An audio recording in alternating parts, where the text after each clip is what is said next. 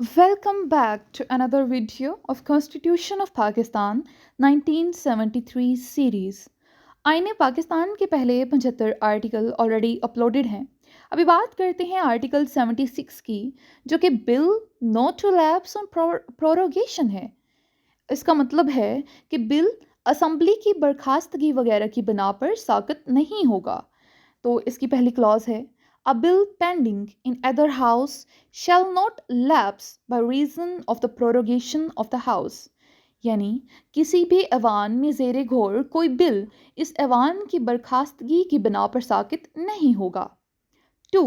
A bill pending in the Senate which has not been passed by the National Assembly shall not lapse on the dissolution of the National Assembly. यानी senate में ज़ेरे घोर कोई bill जिसे कौमी assembly ने मंजूर ना किया हो, कौमी असम्बली के टूटने पर साकित नहीं होगा. 3. A bill pending in the National Assembly or a bill which having been passed by the National Assembly is pending in the Senate shall lapse on the dissolution of the National Assembly. यानी कोई कौमी assembly में ज़ेरे घोर कई bill या कोई bill जो कौमी असम्बली से मंजूर हो जाने पर सेनेट में ज़ेरे घोर हो, कौमी असम्बली के टूटने पर साकित हो जाएगा. ठीक है, यानी अगर कौमी असम्बली के अंडर कोई बिल है और वो बिल सेनेट के ज़ेरे घोर है, तो अगर कौमी असम्बली ही नहीं रही, वो टूट गई है, तो वो बिल भी साकित हो जाएगा.